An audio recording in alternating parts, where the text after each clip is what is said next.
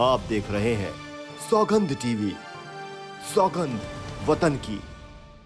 हमने एक ऐसा प्रधानमंत्री चुन रखा जिसे दूर का दिखाई नहीं देता।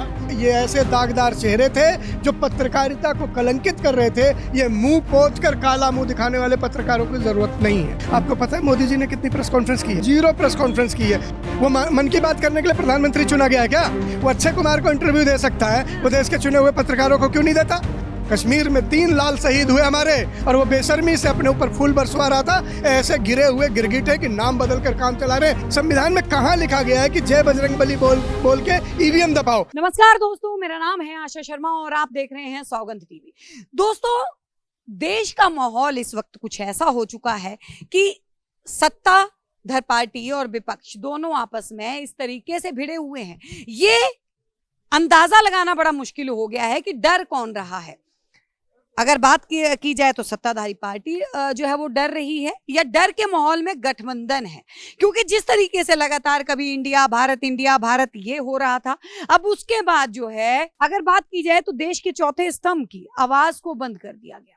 उसमें से 14 एंकर्स ऐसे थे जिनके मुंह के ऊपर जो है वो टेप लगा दी गई और ये बोल दिया गया कि उनके यहाँ से गठबंधन में से कोई नहीं जाएगा। हमारे साथ ज्यादा बात करने के लिए संदीप मिश्रा जी हमारे साथ हैं, उनसे बात करेंगे। मिश्रा जी, कैसे हैं? मैं अच्छा हूँ, स्वस्थ हूँ। देश के हालात को देख के क्या लग रहा है आपको? देश के हालात को देख के यूं लग रहा है कि इतना रोएं कि आंसू सूख जाएं, और दोबारा भगवान ये दिन ना दिखाए कि महंगाई, बेरोजगारी, मणिपुर की बेटियों की इज्जत। हम उस युग में जन्मे थे जहां हम सिर्फ महाभारत पढ़ते थे, और महाभारत में हम द्रौपदी का चीरहरण की कहानियां पढ़ते थे। पर वाह रे मोदी जी, जब से तुम आए हो, तुमने जिंदा जीता ये जागती द्रौपदियां हमें दिखा दी हैं, और उन बेटियों पर तुम बोले भी नहीं, तुम्हारे मुंह मौन रहे। मोदी जी, तुम्हें न लज्जा आई, न शर्म आई, न तुम्हें जरा सा डर लगा। मणिपुर समझ नहीं रहे हैं। मोदी जी राजस्थान की बेटी के साथ गलत होगा तब बोलते हैं, मोदी जी जब हिमाचल में एक महिला के साथ गलत हुआ तब बोलते हैं। मणिपुर से क्यों बोलेंगे? मणिपुर बहुत दूर है। मतलब उनको दूर का दिखता नहीं है, या बीमारी है? हो सकता है दूर का नहीं दिखता। तो हमने एक ऐसा प्रधानमंत्री चुन रखा आपके अनुसार जिसे दूर का दिखाई नहीं देता, दूर का सुनाई नहीं देता। हमारे अनुसार नहीं। ये जो है अगर बात की जाए तो जो गठबंधन बना है ना, ये हम उनकी भाषा बोल रहे हैं। अच्छा, तो आप गठबंधन में शामिल है, गठबंधन की भाषा बोल रही है। मैं तो ये कहता हूँ कि पूरा सदन जिस वक्त ठप था और सदन की एक मांग थी कि आइए मणिपुर पर बोलिए। मणिपुर की बेटियों की जो इज्जत तार तार हुई है, परेड जिसे देश ने देखा है, एक उन्मादी हुजूम ने बेटियों के जिस्म को खिलौना बनाकर सबके सामने परोस दिया। उसमें से भी एक बेटी ऐसी थी जिसका पति कारगिल में सेना पर हमारा जवान था, जिसने कहा मैं हिंदुस्तान की लाज रखने के बचाने के लिए सरहद पर हूँ, अपनी बहन की, अपनी बेटी की, अपनी बीबी की लाज नहीं बचा पाया, मैं शर्मिंदा हूँ। मैं शर्मिंदा वो सिपाही नहीं हुआ है, शर्मिंदा सत्ता में बैठे वो सत्ताधीश शर्मिंदा हुए हैं जिनके जिम्मे मणिपुर था। एक बात बताइए, जिसका ये गठबंधन बना है, जो ये जिसको जो है अगर बात की जाए तो बीजेपी ने भी एक घमंडिया का नाम दिया है। अगर बात की जाए तो उसको क्या डर लग रहा है कि पत्रकार सवाल पूछ रहे हैं, एंकर सवाल पूछ रहे हैं, उन्होंने बाइकआउट कर दिया 14 एंकर्स को। मैं पूछता हूं पूरे देश से, और पूरे देश ये जानना चाहता है कि वाकई क्या वो पत्रकार थे 14 लोग? क्या वो पत्रकारिता का धर्म निभा रहे थे? क्या वो कलम? बहुत सारे तमाम ऐसे बड़े बड़े चेहरे हैं। अगर बात करें तो चित्रा त्रिपाठी, बोला जाता है वाट लगाती चित्रा त्रिपाठी, यानी कि वाट लगाती है।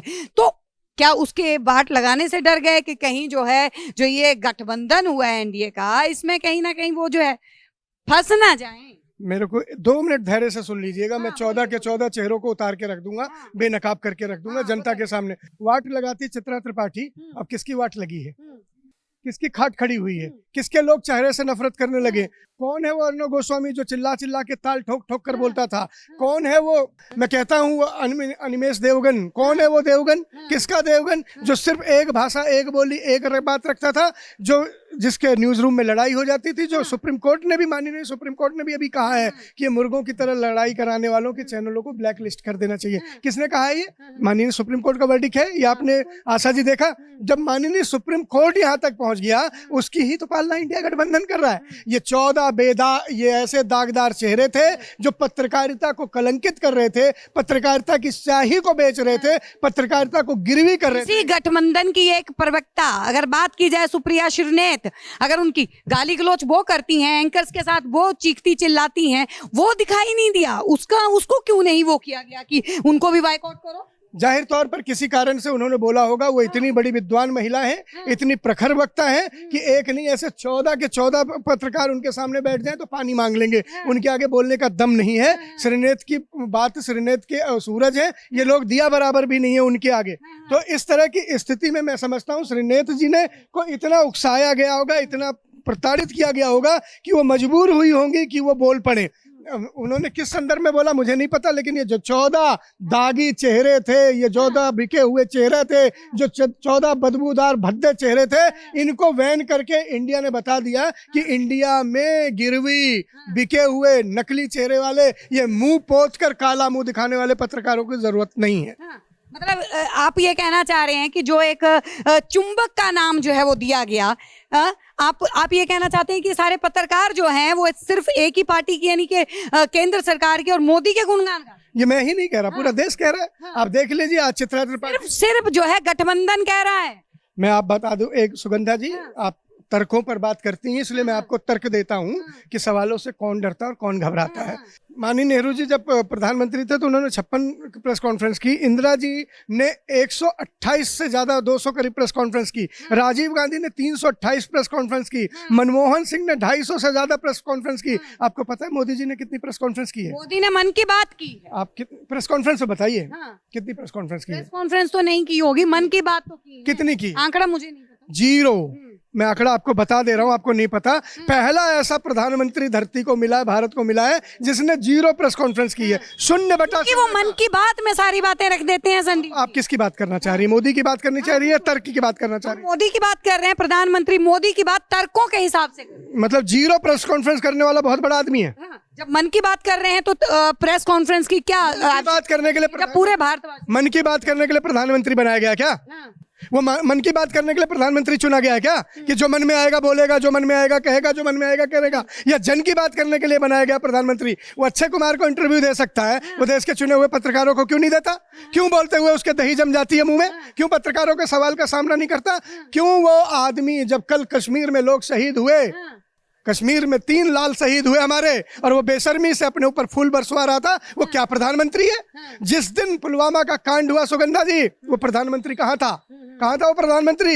जिम कॉर्बेट में शूट कर रहा था। जिस दिन मणिपुर की बेटियों की इज्जत तार तार हुई, वो मणिपुर नहीं गया। वो 18,000 करोड़ के हवाई जहाज में बैठकर दुनिया घूम रहा था, मणिपुर की बेटियों के दर्द में नहीं गया। वो गरीबी पे नहीं बोलता, वो भुखमरी पे नहीं बोलता, वो बेरोजगारी पे नहीं बोलता, वो अडानी पे नहीं बोलता, वो चाइना की सीमा पे नहीं बोलता। किस पर बोलता है? मन की बात करता है। खाक में जाए ऐसी मन की बात, भाड़ में जाए ऐसे मन बात करने वाला। हमें क्या चाहिए? हमें जन की बात करने वाला नेता चाहिए। ये जन नेता आपके हिसाब से जन की बात करने वाले, ये गठबंधन का पूरा जो है, जो गठबंधन हुआ है, ये जन की बात कर रहे हैं? जाहिर तौर पर जन की बात कर रहे हैं, तभी आज 60% ताकत उनके साथ है। वोटों का प्रतिशत देख लीजिए, 36-32% बीजेपी के साथ है, 64% आज एनडीए के साथ है। तो इंडिया के साथ, एनडीए की अगर बात की जाए, एनडीए की अगर बात की जाए, उसी बेचैन हो जाती है। आंकड़ों पे मैं बेचैन नहीं हो रही, को बचाने में इतनी बेचैन हो, मैं मोदी को बचाने की बात नहीं कर रही हूँ, मैं बात ये कर रही हूँ, बता रहा हूँ। सुन लीजिए, आप बीजेपी का प्रतिशत कितना है?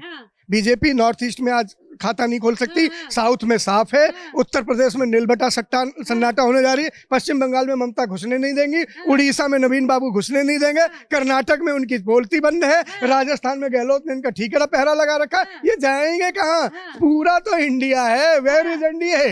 Tell me. तो वो भारत कह रहे हैं ना, किस लिए? तभी तो मोदी ने बोला खौफ खौफ खौफ। कल को मैं दुर्भाग्य से किसी बीजेपी के नेता के बाप का नाम का अपना होटल खोल लूंगा ना, तो बाप के नाम कभी बदल देंगे। अभी तो देश का नाम बदलने पे आए हैं, अपने बाप का नाम बदल देंगे, अपनी माँ का नाम बदल देंगे। ऐसे गिरे हुए गिरगिट है कि नाम बदल कर काम चला रहे हैं। काम नेहरू जी ने किया, काम इंदिरा जी ने किया, काम राजीव जी ने किया, और नाम कौन बदल रहा है? वो जो मन की बात करता है। नहीं, तो आप ये कहना चाहते हैं कि जो एनडीए जो ये बना गठबंधन, बहुत सारे विपक्षी नेता, मतलब आपका नाम संदीप मिश्रा है, ठीक है, पंडित हैं जी। मिश्रा जी, अगर बात की हमारे इतिहासों में, हमारे पूर्वजों में अगर बात की जाए, तो ये बोला जाता है सनातन धर्म जो है वो बड़ा पुराना है। सनातन धर्म के ऊपर प्रहार जो है वो कर रहा है विपक्ष के नेता कर रहे हैं। कोई उसको साइनाइड बता रहा है, कोई उसको जो है साइनाइड भी वो बता रहे हैं जो शिक्षा मंत्री हैं, जो बच्चों को शिक्षा देते हैं। स्टालिन जो है वो डेंगू और मलेरिया बता रहा है। गुस्सा नहीं आया आपको? आप एक बताइए सुगंधा जी, आप पत्रकार हैं, बड़ी अच्छी पत्रकार हैं, देश में धर्म बड़ा है, संविधान बड़ा है? देखिए संविधान बड़ा है, लेकिन अगर धर्म की बात की जाए, धर्मों के नाम पे तो विपक्ष लगातार जो है वो मेरी बता दीजिए, लोगों की आस्था जुड़ी है। इस देश की किताब क्या है? इस देश का संविधान है। धर्म संविधान है। तो हम सब संविधान बचाने के लिए लड़े या धर्म बचाने के लिए? संविधान के लिए मतलब विपक्ष जो है वो रामचरितमानस को गाली दे सकता है, वो जो है क्या कह रहा हूँ मैं, मेरा देश धर्म से चलेगा या संविधान से चलेगा? मुझे इस बात को बता दीजिए। संविधान से। खतरे में क्या है, धर्म है या संविधान है?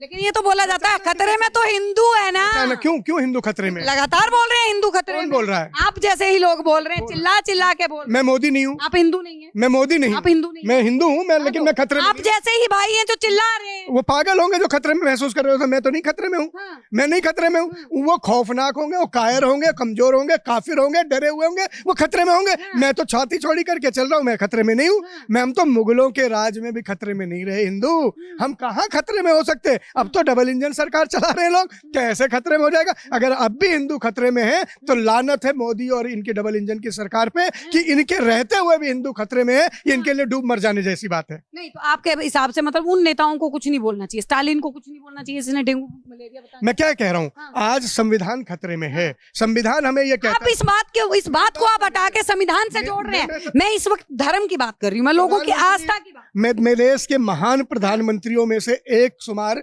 मोदी जी, 9 साल जिन्होंने देश को बर्बाद कर दिया, जाया कर दिया। जिस बार शपथ लेने आए थे किसके आगे सर झुकाया था?